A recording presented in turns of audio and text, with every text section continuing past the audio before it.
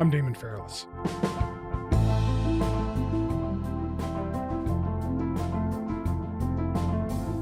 I address you today as the Kingdom of Canada's Queen and Commander-in-Chief to let you know that I have placed the Kingdom of Canada under military rule. Romana Didulo, a well-known QAnon conspiracy figure, has been on the move across the country with a group of loyal followers since early last year.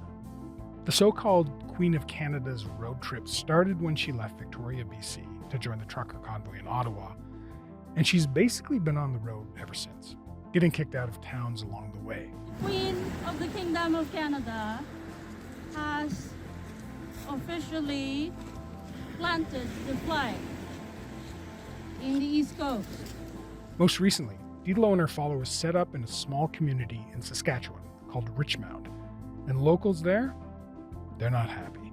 Shut her up, shut it down so that we can go back to our lives and the rest of the people in the world can go back to living a normal life. Times are difficult enough as it is without this.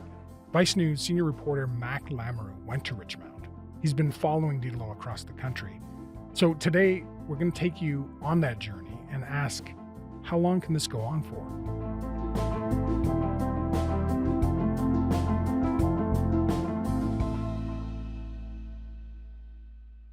Hey, Mac, thanks for coming back on. Thanks so much for having me. Always a pleasure. I know you've been on the show a couple times over the past couple of years to tell us about your reporting on Romana Didulo and her Kingdom of Canada group. But for folks who haven't been following it, can you just let me know, who is Romana Didulo? How did she become the leader of a cult? Yeah, I mean, just to start, she's one of the weirder figures in Canada. So she's a kind of a QAnon influencer who's kind of grown to be so much more than that. She is this leader of this little group who believes that she is the true Queen of Canada. But on top of that is also somebody who talks with aliens and is from a different dimension. But the way that she came to prominence is she was kind of like an online conspiracy theorist. And she was able to organize people that way. And she was able to get a bigger group of people than you would think who believe she is who she says she is. Right. And who does she say she is exactly? Oh, how much time do you have? Let me try and give you the quick version. Is essentially, she is a spiritual leader that is sent to put our timeline on the proper one. Okay. And she has a group of people who kind of were really deep into the QAnon conspiracy and came down this very fringe rabbit hole with her. And online, she has a Telegram page that has tens of thousands of followers. But I would say probably hundreds across Canada, maybe a few thousands across the greater world, because her following is international. And then, 10 to 20 in person. Okay, so she's presenting this persona as the Queen of Canada, the spiritual emissary of some kind of esoteric philosophy that's a little hard to pin down. But what do we know about her, like, as a person? So to paint the picture, she's a very small Filipino lady who's an immigrant who came over, I believe, in, say, around maybe the 70s or the 60s. But other than that, we don't know too much about her background. We know that she kind of presented herself as kind of like a fake entrepreneur. Right. And she kind of would start these corporations and they would close down. But she kind of came on the scene during the last election. So she was threatening executions of people that were facilitating vaccines to children and that sort of thing. At the firing squad, military firing squad, you will receive not one, but 2 bullets. And now it's almost indescribable and it's not coherent. Whenever I tell people what she kind of believes, and I'm sure your listeners are struggling to kind of parse my words of what it is you can't rationalize it. It's all over the place. It doesn't make sense. And there's no point in trying because I don't even think it needs to. I think whatever she says her followers are going to believe, and it doesn't matter if it's coherent. Now, she was also detained by the RCMPs. She had a mental health checkup. Yeah. Okay. So, Yeah. and this was the RCMP's National Security Unit, right? INSET. Yes. So it was a mental health checkup. What did it involve? Yeah, so this was actually sparked by this thing, which I just kind of touched upon in regards to the threatening violence against people that were facilitating vaccinations for children during the pandemic. And Damon, I'm going to need you to really go with me here because this is a Okay. bizarre little story. I want to hear it. So what she did was she set up this thing called duck hunters. And what these Right. duck hunters were people that she was going to be bringing up from America and people in Canada that were going to kind of almost be like, I don't want to put words in her mouth, but maybe like a special forces, like this unit that were going to go out and they were going to hunt these people that were facilitating vaccines to children during the pandemic. And these were people that were posting pictures of their guns, and they had created small little groups where they were kind of planning stuff. Yeah. And following kind of this sort of organizing, she was picked up by the RCMP to do a wellness check. And she was released and they didn't hold her. But now she uses this wellness check to prove to her audience she's not crazy. Right. Her words, not mine.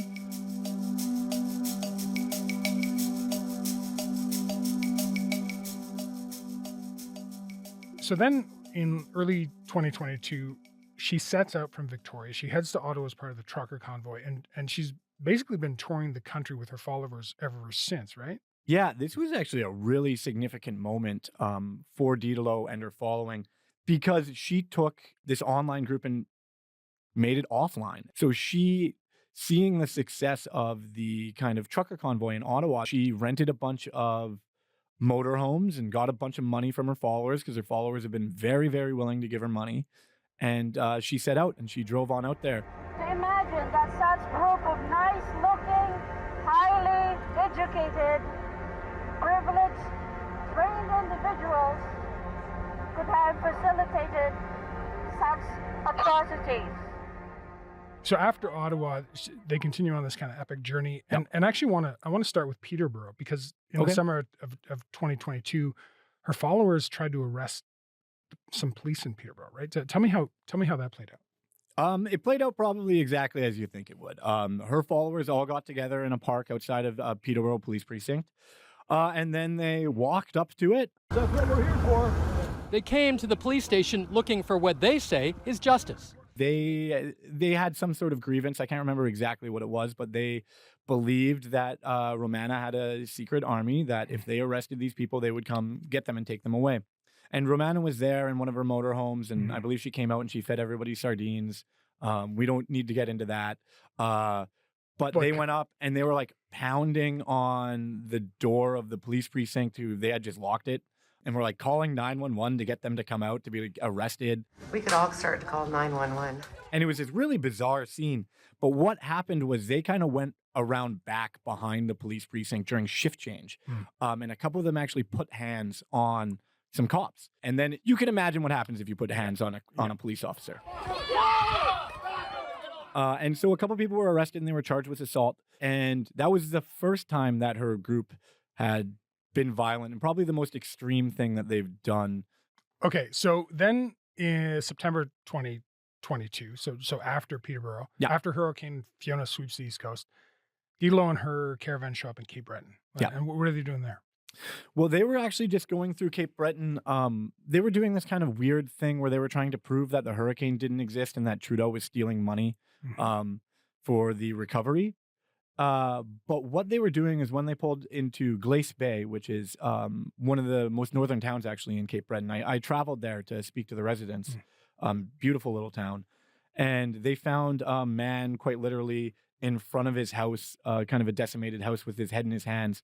I don't want to put words into anyone's mouth, but this was a man who kind of had some mental health issues. And they were starting to use him to raise money, which again was really bizarre because even just like minutes before this, they were trying to prove that the hurricane didn't happen. And then they turned around being like, you need to give us money to fix his home. And I think they raised $10,000, which none of it he saw. But what happened and what makes Glace Bay significant in this story is that the town saw what she was doing. They knew who she was and they just laid into her. They, for lack of a better term, were kind of torturing her. Anytime she would talk, they would lay on their horns.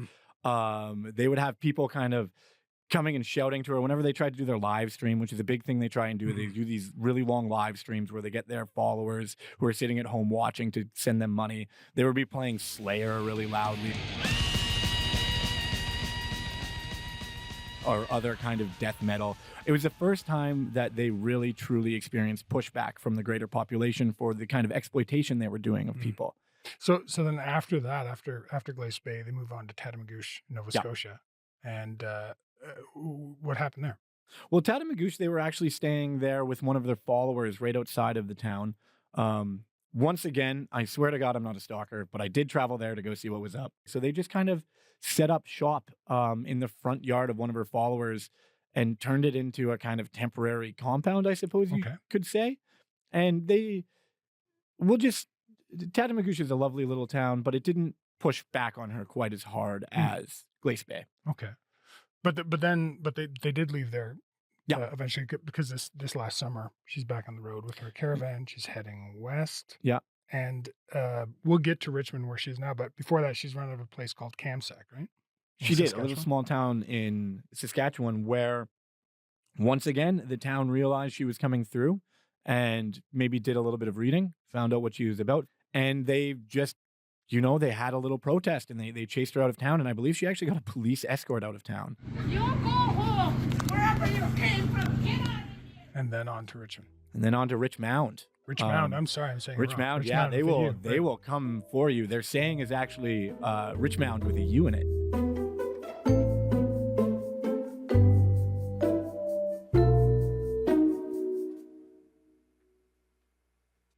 Before I get into the scene in Richmond with a U, I want to ask you about, you mentioned the live streams, right?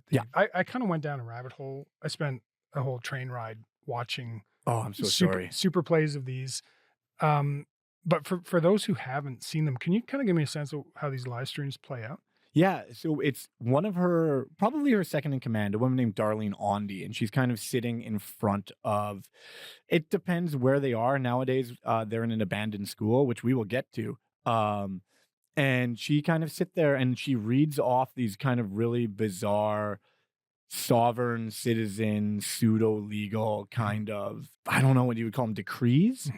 And then they kind of ask their followers for money, and then they kind of tell a few stories. It's remarkably boring.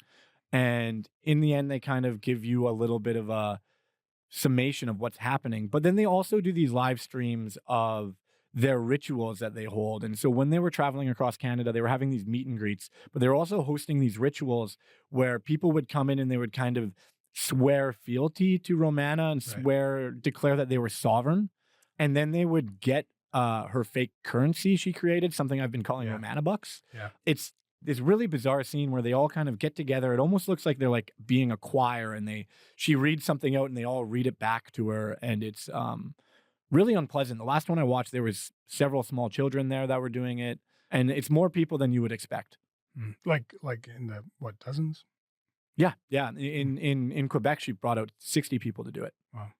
The other thing that kind of became apparent with some of these live streams is she's got this obsession with a Boney M song, right? Rasputin. Oh my God. What's the deal with that?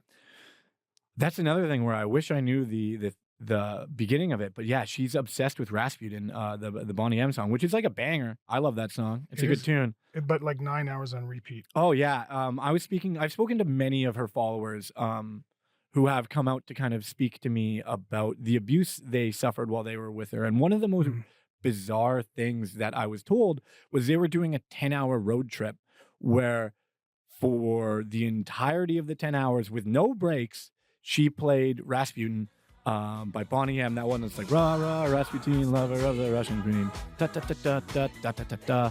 But now her followers have made a Romana-styled Rasputin cover, which is just... I think I've heard it, actually. Oh, yeah. It's not great. It's not good at all. Rah, rah, Romana, precious queen of Canada. Access her timeline, open stargates. Rah, rah, Romana, gracious queen of Canada. She makes the deep state criminals quake.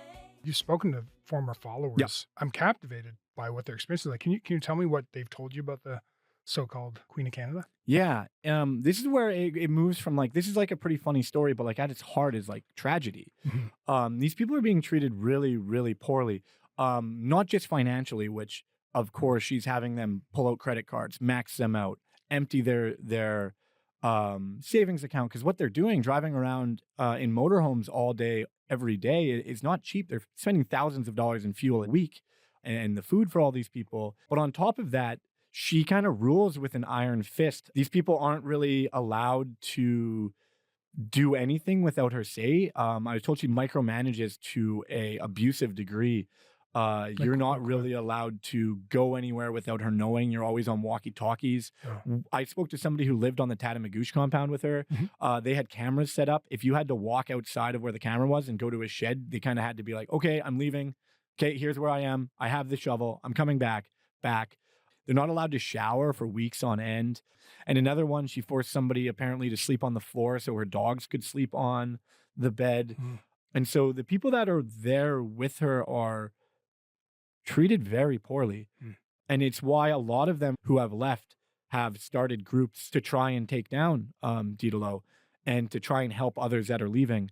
A lot of them are very, very angry at what happened to them. And I know you've been trying to get an interview with Didulo for a while. Any luck? No? I've been told no by person. I've been yelled at. I was yelled at in Richmound recently. One time while she was walking to her RV, I kind of did that thing where you just walk up next to her and match the pace, and like had my phone going and been like, hey, I'm a journalist. Do you have anything to say? And she's like, all answers will be on Telegram. So no, I've sent a million emails. I've flown places to try and get interviews with her, but they're very, very insular.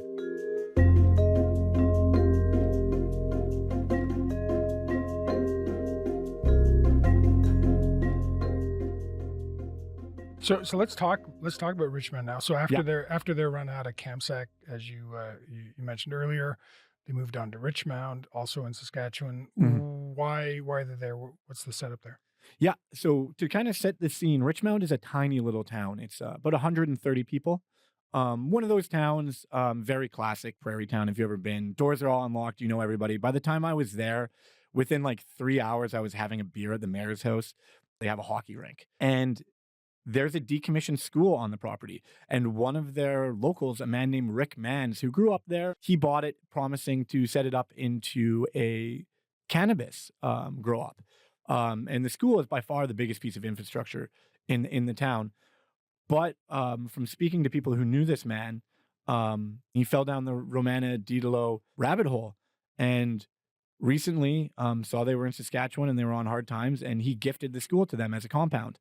And so now this town of 130 people have about 15 to 20 very paranoid cult members living inside their decommissioned school on their property. And so how are the residents of Richmond feeling?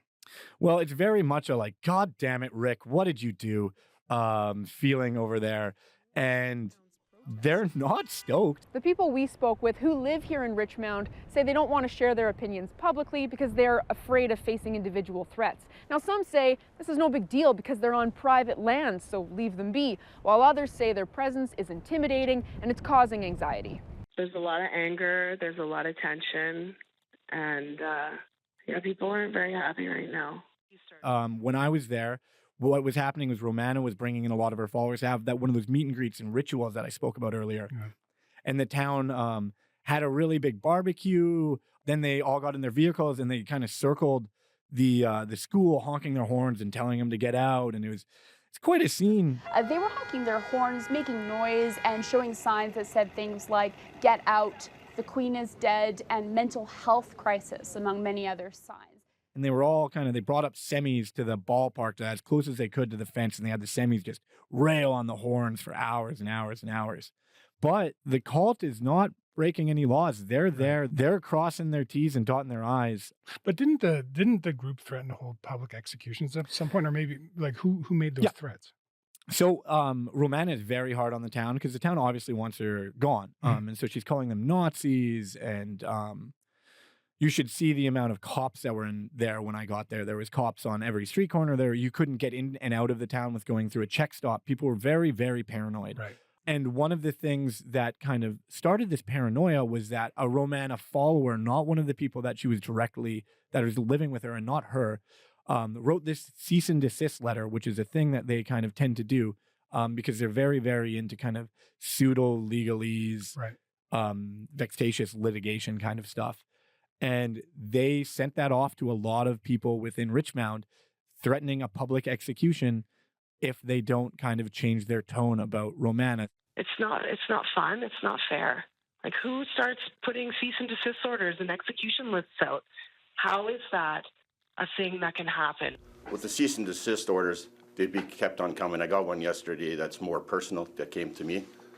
But like I said, we have to take them with a grain of salt for some of us, but some of us are. So while it didn't come directly from Didulo or the people in the compound, it came from one of her followers. Okay.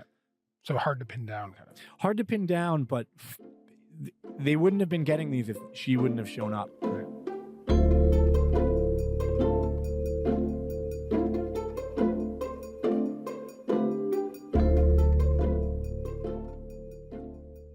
So you've been talking to the mayor too of Richmond, right? Brad Miller. Brad Miller. What's he saying? He is he's quite a guy. Him and actually his wife Arlene. Arlene's somebody who definitely shouldn't be written out of this story because she's working very, very hard. They're waging what I could only call like a multi-pronged war against this group. People are just staying in their houses more, and their heads are on 360. They're swiveling, whatever. And that's what it should be, but it shouldn't be for the kids. Shouldn't be for families. It's just something that our small community in Richmond, our great community, should not have this. Obviously, Brad's a politician, so he's trying to, be as neutral as he can, but he's trying to get these people out. And so what they're doing is they're obviously having these kind of protests and everything like that, but they know that can only take you so far. But another thing they're doing is they're trying to call up all the tradespeople around town and be like, don't go and do free plumbing work for them. Don't go and do anything for them.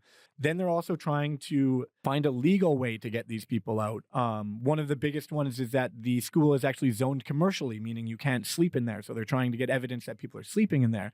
So he's waging this multi-pronged kind of war against Didulo. So I mean, it's interesting because you got the town who's super suspicious of this group of people, but Romana's group is also super suspicious of the town, right? Like that this is a tense situation. So what's the suspicion on the part of the Kingdom of Canada folks? Yeah, it's a really tense situation out there. And that's where I'm worried that if there's any sort of violence, it's going to become from this immense amount of paranoia on both sides. As I said, this group isn't speaking to outsiders. And then within their live streams and their internal communications, they're talking about how they think that there's a plot to burn down the school with them inside of it. And they have these dogs, which they call the royal puppies, which they believe followers are trying to poison. And so on both sides, there's this level of paranoia, and it's creating a little bit of a toxic cocktail. At the moment, things are tense. So from what you've seen there in Richmond, how much longer do you think Didulo and the Kingdom of Canada will be able to keep going? I guess both in Richmond, but also on this kind of epic road trip they're doing. Well, that's the thing is, speaking to people who are following it, and then myself who's been following it for so long, is I always wondered what the end goal was, because I knew that they weren't going to be able to drive around forever. I knew the money would kind of dry up. And I always worried it would kind of end in a compound situation, because I know Romana doesn't want to go back to Victoria. Why would she? She was living in a small room in a boarding house. Now she's got people that are waiting on her hand and feet and giving up their lives to please her. So they have a good thing going right now. They've never had this before. This is the best thing that's ever happened to the group. So the best chance I think the town has is that the group's abusive and people turn on them all the time. And Romana, by all accounts, is a very unpleasant woman. Is that Rick Mann's the man who owns the school? Maybe he'll come to his senses and kick them out that way. But I think if they're not able to find a legal way to get them out, it's going to be a long time. And you're going to keep following this, I guess. Oh, man. I guess so. Okay. This is my burden, I suppose. I would love Front Burner listeners to know I write about other stuff. But yeah, it's a fascinating story. It's a sad story. It's a funny story in some senses. But it's a very unique one, and it's been a pleasure to cover it and to be on here so many times to talk about it. Listen, Mack, thanks so much for coming on and talking about this today. Thanks so much for having me. It's always a pleasure. Appreciate it.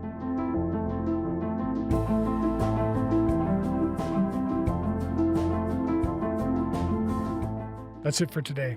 I'm Damon Fairless. Thanks so much for listening to Front Burner. I'll talk to you tomorrow.